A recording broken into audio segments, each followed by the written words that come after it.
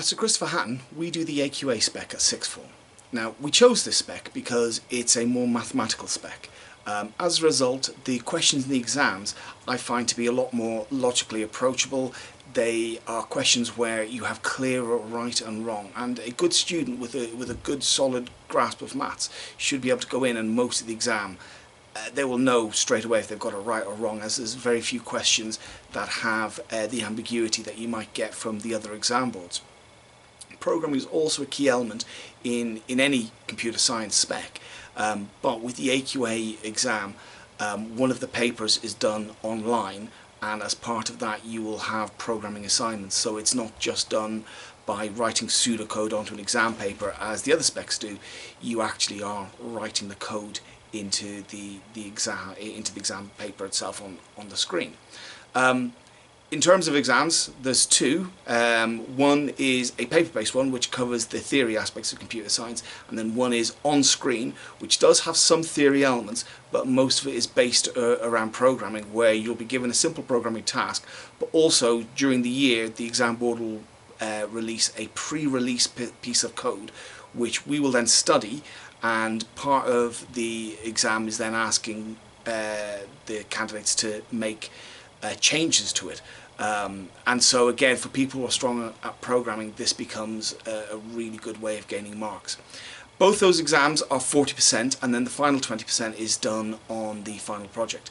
Now, at Sir Christopher Hatton, we have a really good tradition with these projects. We have produced some amazing projects in the past, and I always say to students, if you're willing to put the effort in, you're almost guaranteed to get an A/B grade or above, simply because we have in our teachers the expertise to help students achieve almost any aim that they want. In the past, we've had students who have created full solar system simulators. We've had students who've done multi-threading sort programs that allow multiple sorts to run, but also break down how the sorts are running so that it shows step by step as it's going through the algorithm. We've had students write logic gate simulators. We've had students write online computer games. Last year we had a student write a wavetable simulator for physics, which shows the double slit experiment and wave interference.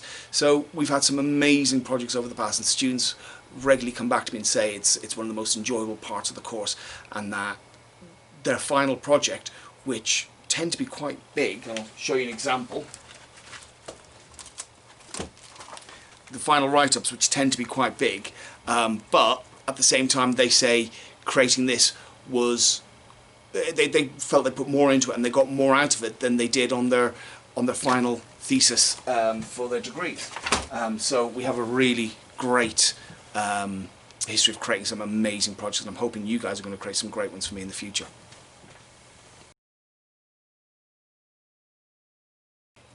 In order to study computer science at sixth form in Sir Christopher Hatton Academy, you need to have either done the computer science GCSE and achieved a grade 6, or if you haven't done the GCSE, and some of our best students over the last few years didn't do the GCSE and started their computer science journey by doing the A-level, if you haven't done the GCSE, then you need at least a grade 7 in maths.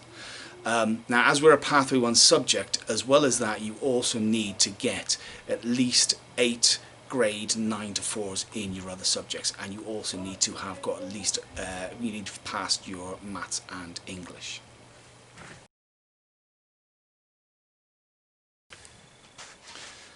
Studying computer science these days is really important.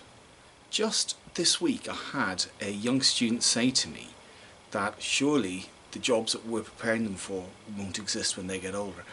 And for most jobs, that's actually true. A lot of jobs will be taken by innovations in modern technology, but those innovations will be driven by computers. Those jobs will still need people to understand how the computers work to run them, and those computers will still need to be programmed. And as a result, no matter what happens to the job market in the future, computer science is always going to be a growth industry. Just in the Wellingborough area today, there are 14 unfilled computer programmer jobs. If you expand that to 25 miles around, so you bring in the local hubs of Milton Keynes and places like that, that rises to over 100 unfilled jobs looking for computer programs. That is how strong an industry, especially in a world where other industries are failing, the computer science industry is growing stronger. Other reasons to, even if you don't want to work within computer science, there's lots of other reasons to take it as a subject.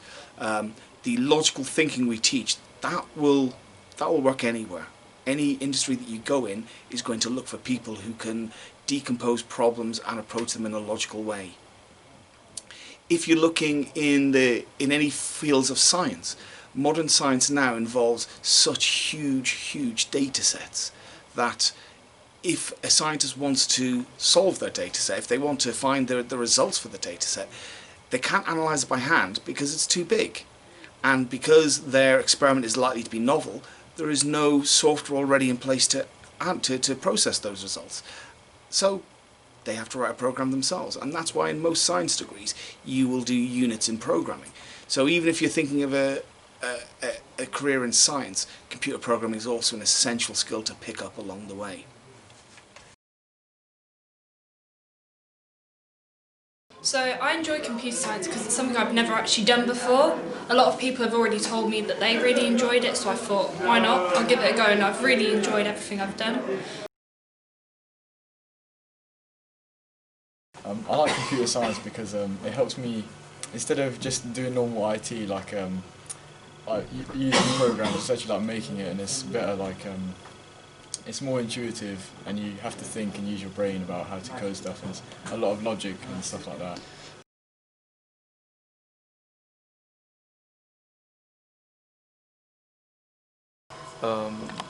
I'm really good at maths, so I've heard that it's easier to learn this if you know how to do maths.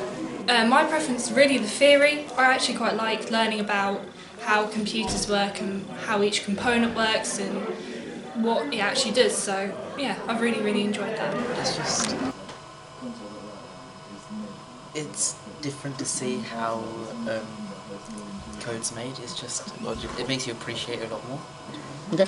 I think programming at A-level, it becomes a lot more efficient, whereas in GCSE it's very basic and you just do line by line coding, whereas in A-level it becomes more like we do stuff called object orientated, and it becomes more complicated as well as just more intelligent. And I think Python's good, like, to start with. It just shows you the basics of code, but then C# lets you like move on and it helps you a lot more. Like Python is like feels like you're not being helped really. Like you're just doing it all on your own, whereas C# helps you more.